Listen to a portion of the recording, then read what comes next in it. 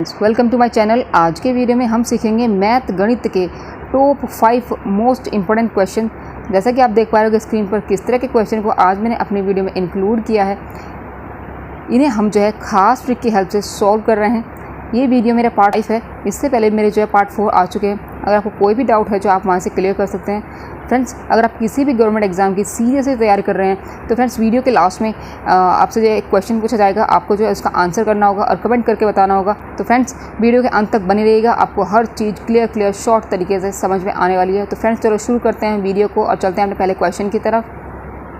अब पहला question given है, दिए गए चित्र में ABCD एक चक्रीय चतुर्भुज है। हाँ जी, ABCD क्या है? एक चक्रीय चतुर्भुज है। तब क्रमित युग्म x और y है। हाँ जी, x और y, एक मिनट से नीचे थोड़ा कर लेते हैं ऊपर। हाँ जी, हमें युग्म बताना है कि x और y की वैल्यू, मतलब युग्म में जो उसने पूछा है x और y, इसकी वैल्यू यहाँ पे क्या आने वाली है। x की वैल्यू और y की वैल्यू यहाँ पे हमें बतानी है। ठीक है, अब देखो क्वेश्चन में आप जानते ही होंगे। देखो चक्रीय चतुर्भुज क्या होता है, उसकी जो सामने की जो कोण होते हैं, ठीक है, सम्मुख कोणों का जो योगफल होता है वो कितना होता है? 180 होता है। ये बात हमें पता होती है। ठीक है, ये वाला भी अगर मैं इन दोनों को योग करूँ तो 180 होता है, इन दोनों को योग करूँ तो 180 होता है। ठीक है, बस आपको इसी का यूज़ करना है और क्वेश्चन को सॉल्व कर देना है। यहाँ पे आप देखो 4x b वाला ये वाला b, हाँ जी, और प्लस के d, ये हम कर रहे हैं 4x प्लस 4y प्लस 20, क्या कह रहा है वो? 180 होता है। हाँ जी, यहाँ से आप जो है इसकी वैल्यू को सॉल्व कर सकते हैं। तो यहाँ पे हो जाएगा 4x प्लस 4y, ये कितना हो जाएगा? 180 में से 20 माइनस करेंगे 160। ठीक है, अब x प्लस वाई, 4 जो है कॉमन हो जाएगा और 4 से जो है 160 को कट जाएंगे, ये हो जाएगा 40 बार। तो x प्लस वाई हमारा क्या निकल गया? हाँ जी, 40 निकल चुका है। चलो इतना क्लियर हुआ। यहाँ से हमें जो है मिला x प्लस वाई कितना? 40 निकल चुका है। चलो भाई इतना क्लियर हुआ। अब देखो यहाँ वाले जो कोण होंगे a और c, इनका योग क्या उतना होगा? वो भी 180 होगा। इस क्वेश्चन को आप एक तो इस तरीके से कर सकते हैं, जनरल मेथड होता है, x और y की वैल्यू फाइंड कर लेंगे। ठीक है, क्या होगा यहाँ पे आप ऑप्शन के थ्रू जो है चेक करके वैल्यू को यहाँ पे पुट करके जो है 180 जो है इक्वल कर दो, तो यहाँ पे आपका वही आंसर हो जाएगा। मतलब कि आप ऑप्शन के थ्रू भी इसे कर सकते हैं या फिर एक जनरल मेथड होता है, जैसे कि यहाँ पे अब हम करने वाले हैं, या वो आपकी चॉइस, आप जो भी आपको अच्छा लगा आप उससे कर सकते हो। ठीक है, अब यहाँ पे आप देखो क्या होने वाला है 3, तो यहाँ पर 3y माइनस के 5, ये मेथड फर्स्ट है। मेथड सेकंड हम ऑप्शन के थ्रू करके भी चेक कर सकते हैं। तो 3y माइनस 5 प्लस के 7x प्लस के 5 कितना बोना होना चाहिए? 180 होना चाहिए। ये 5 से 5 जो है कट जाएगा, तो ये बचेगा मेरे पास 7x, हाँ जी, प्लस के 3y, 7x प्लस के 3y इज़ इक्वल टू 180। पहला मेरा था x प्लस वाई इज जो है 40। देखो बस यहाँ पे एक तो ये वाली इक्वेशन, हाँ जी, और दूसरी ये वाली इक्वेशन आपको बस सोल्व करना है। क्या निकलने वाला है? देखो अगर आप x की वैल्यू को अगर आप चाहते हो निकालना, देखो हर चीज़ आप या तो आप अपने से भी सोल्व कर सकते हैं। यहाँ पे आप देखो x की वैल्यू अगर आप फाइंड करोगे तो कैसे करोगे? यहाँ पे 7 की गुणा करोगे इसमें, ठीक है, जिससे सॉरी y की वैल्यू फाइंड करेंगे तो हम जो है 7 को काटना होगा, तो 7 की गुणा करेंगे हम पहले वाली में। तो यहाँ पे हम करके दिखा देती हूँ मैं आपको। 7x plus 7y is equal to 280, हाँ जी 280। अब यहाँ से जो है मेरा 7x प्लस के 3y है, ठीक है, इज इक्वल टू 180। ठीक है, अब यहाँ से जो है कट जाएगा, ये मिलेगा मेरे पास 4y माइनस करने के बाद। ठीक है, ये हो जाएगा 4y इज इक्वल टू, तो y मेरा क्या निकलता है यहाँ पे? y मेरा जो है 25 निकल चुका है, क्योंकि 4 से जो है 100 को काटेंगे तो 25 ही आने वाला है। ठीक है, अब मेरा 25 निकल चुका है y। अब आप किसी भी जो है इक्वेशन हमारी बनी थी x प्लस वाई वाली, तो आप x की वैल्यू भी जो है फाइंड कर सकते हैं। 40 में से हम जो है 25 को अगर मैं माइनस करूँ तो 15 मेरा निकलता है। तो 15 और 25 हमारा क्या है? करेक्ट आंसर होगा x और y की वैल्यू। ठीक है, मेथड फर्स्ट है। मेथड सेकंड के लिए आप जो है चेक करके देख सकते हो। 3x माइनस 5, यहाँ पे y की वैल्यू आप जो है 25 रखो, यहाँ पे 7x प्लस 5, यहाँ पे x की वैल्यू आप 15 रखो, और जो है इन दोनों को सम करो, और सम करने के बाद आपको 180 अगर मिल जाता है तो वही आपका जो है आंसर होगा। ठीक है फ्रेंड्स, उम्मीद करूँगी आपको जो है क्लियर हुआ होगा। चलते हैं नेक्स्ट क्वेश्चन की तरफ। 1 से लेकर 20 तक के नंबर वाले टिकटों को थैले में डालकर अच्छी प्रकार मिलाया जाता है। ठीक है, उसमें से एक टिकट निकाल दिया जाता है। 3 का गुणक होने की प्रायिकता हमें बतानी है। ठीक है, 3 का गुणक, देखो 1 से 20 तक जो है नंबर वाले टिकट जो है उसमें हैं, 1 से लेकर 20 तक की जो है काउंटिंग वाले टिकट उसमें हैं। समझ गए आप? 3 का गुणक बताओ पहले तो क्या होता है? 3 का गुणक पहले तो हम यही लिख लेते हैं। 3 का गुणक जो हमें फाइंड करना है, 3 ये होता है 3, और अगर 6, 3 3 6, 3 3 9, 3 चौक 12, 3 बजे 15, 3 छंग 18, और फिर जो है ऊपर हो जाएगा। ठीक है, तो यहाँ से हमें जो है इतने हमारे जो है 3 का गुणक अगर ये मिले, ये टिकट पे अगर ये वाला नंबर मिला, ये वाला 3 आया, 6 आया, 9 आया, 12 आया, 15 आया, 18 आया, ये सिंपल लैंग्वेज में आपको समझा रही हूँ बहुत सिंपल तरीके से।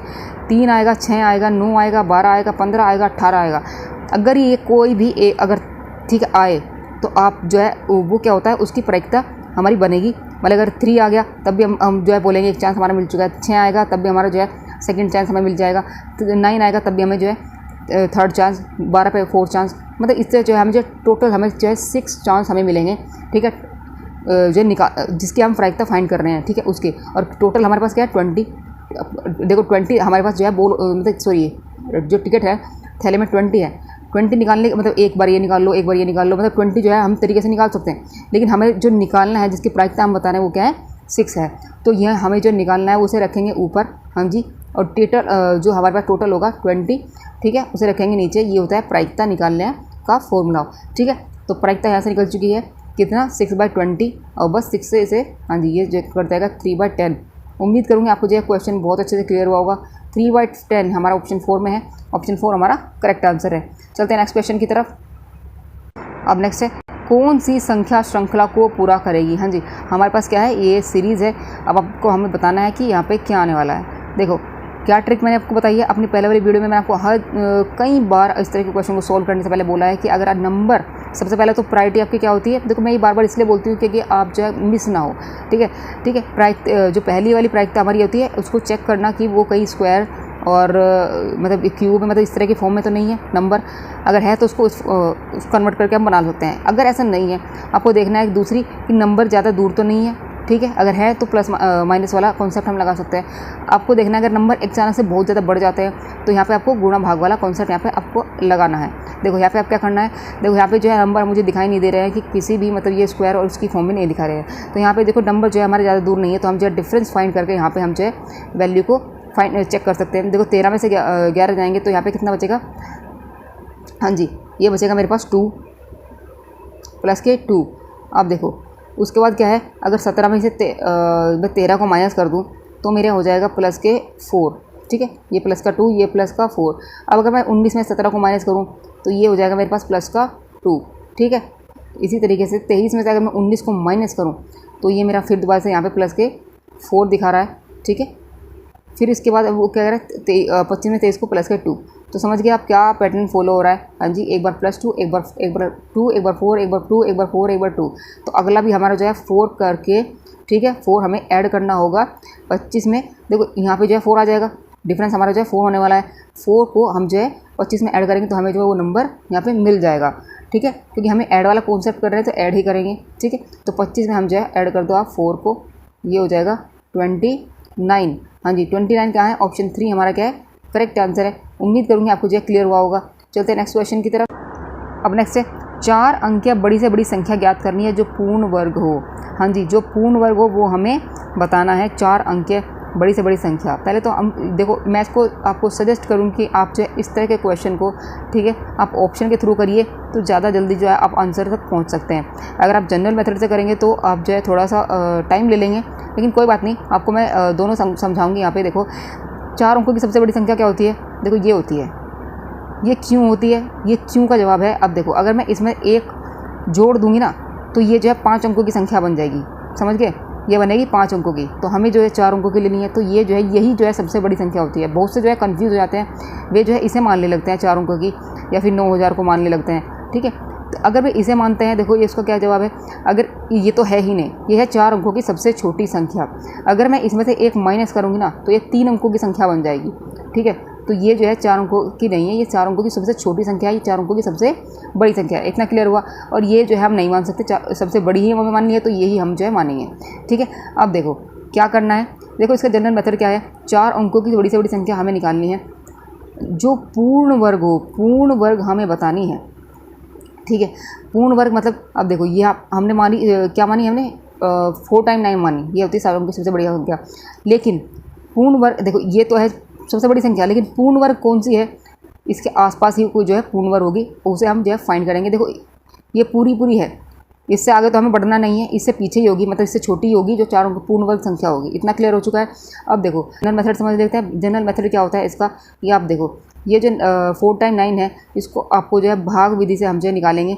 यहाँ पे 9 से देखो 9 बार करेंगे क्योंकि हमें जो पूर्ण वर्ग संख्या चाहिए। ये जो 9 है, सॉरी 4 टाइम 9 है, इससे तो वो छोटी ही होगी, बड़ी तो होने से रही, बड़ी होगी, एक नंबर ही बढ़ा देंगे तो जो है यहाँ पे 5 अंकों की संख्या बन जाएगी, तो छोटी होगी। इतना तो क्लियर हो चुका है, ठीक है। अब ये तो है नहीं, तो छोटी होने वाली है, तो 9 से ये हो जाएगा 9 81।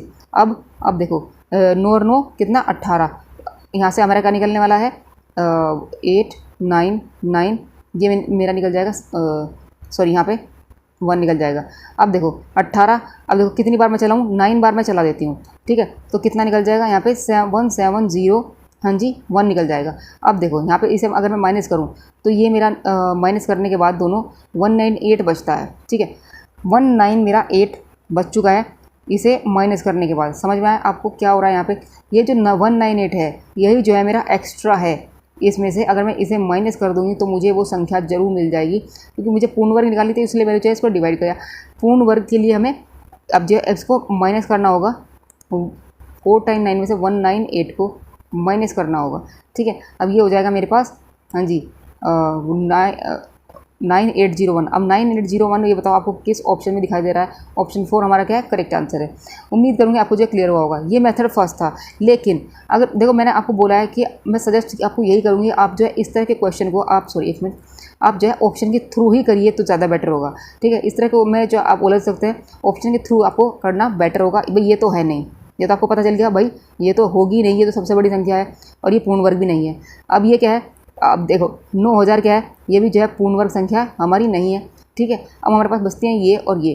देखो अब देखो इसको पूर्ण वर्ग बनाने के लिए हम चेक कर लेते हैं 1899, ठीक है। इसको चेक करना है, पेयर बनाएंगे, सबसे पहले पेयर बना लेते हैं। यहाँ पे देखो पेयर, हाँ जी। अब 9 कब आता है, 9 आएगा तो हमारे जो स्क्वायर रूट में 3 और या फिर 7 होगा, ठीक है। अब 18 कहाँ पे आता है, 18 बताओ, 18 आता है हमारा 4 का स्क्वायर या फिर 5 के स्क्वायर के बीच में। अब अगर 4 का स्क्वायर करूँ तो कितना होगा, 16 होगा, ठीक है। 5 का करूँ तो 25 होगा, तो 25 वाला तो नहीं लेंगे, 4 का स्क्वायर लेंगे, हाँ जी। तो मतलब ये जो स्क्वायर रूट होगा या तो 43 हो सकता है या फिर 47 हो सकता है, ये संभावना है।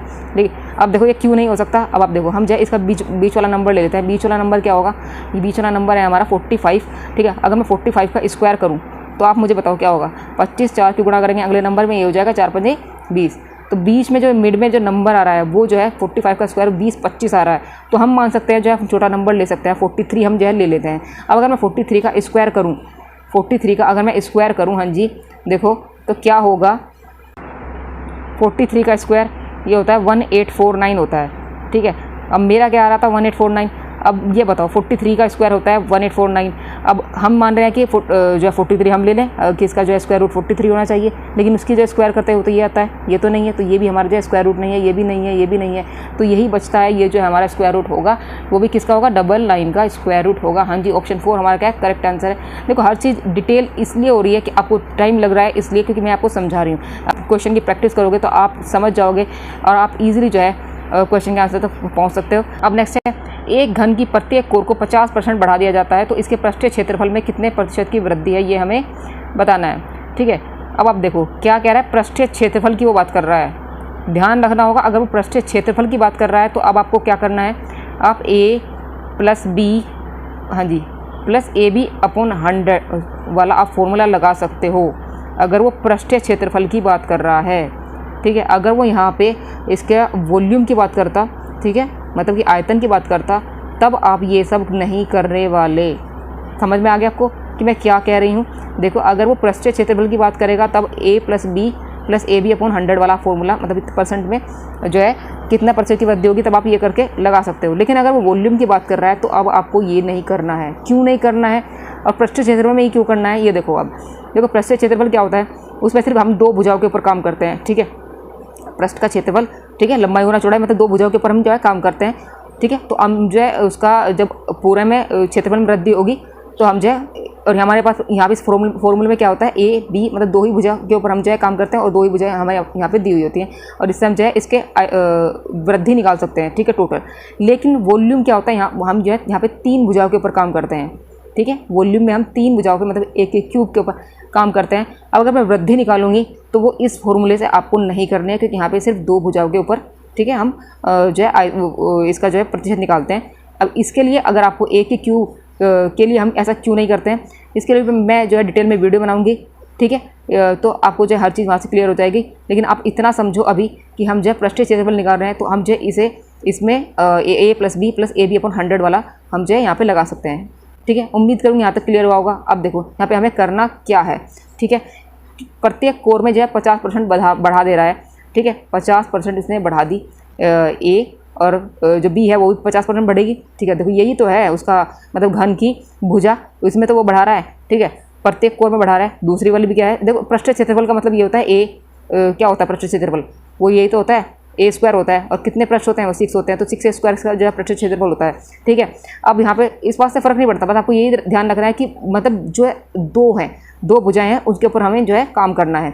हाँ जी, 50 प्लस बी हमारा क्या है 50 प्लस ए बी, मतलब कि 50 गुना ये उसके पृष्ठीय क्षेत्रफल में जो वृद्धि हुई होगी, कोर में वृद्धि करने के बाद ये हम वो निकाल रहे हैं, डिवाइड बाय 100। अब बस इसको यहाँ से आपको सोल्व करना है, ये हो जाएगा 100 प्लस 25, हाँ जी, तो 125 हमारा जो है वृद्धि होगी उसके पृष्ठीय क्षेत्रफल में जब आप वृद्धि करोगे उसकी कोर में, ठीक है, 50% बढ़ा देने के बाद। उम्मीद करूँगी यहाँ तक जो है आपको हर चीज़ जो है बेसिक से अच्छे से क्लियर हुई होगी। अब देख लेते हैं आज का प्रश्न। आज का प्रश्न क्या है, यहाँ पे अधोलिखित भिन्नों में आरोही क्रम में आपको बताना है। इसका आंसर आप मुझे कमेंट करके ज़रूर बताएं। देखो फ्रेंड्स, अगर आप किसी भी गवर्नमेंट एग्जाम की तैयारी कर रहे हो और अच्छे से सीरियस हो आप अपनी स्टडी को लेकर, तो आप जो है इसका आंसर आप मुझे कमेंट करके ज़रूर बताएं। आपको नहीं पता है इसका आंसर तो बेटर पे आपको उसका लिंक मिल जाएगा। तो फ्रेंड्स, ऐसा लगा ये वीडियो, अगर वीडियो अच्छा लगा हो तो लाइक कमेंट से जरूर कीजिए, चैनल को सब्सक्राइब जरूर कीजिए जिससे कि आपको नया नया नोटिफिकेशन मिलता रहे। तो फ्रेंड्स, आज की वीडियो में बस इतना ही, कल फिर मिलते हैं एक नई वीडियो में, तब तक के लिए जय श्री राम।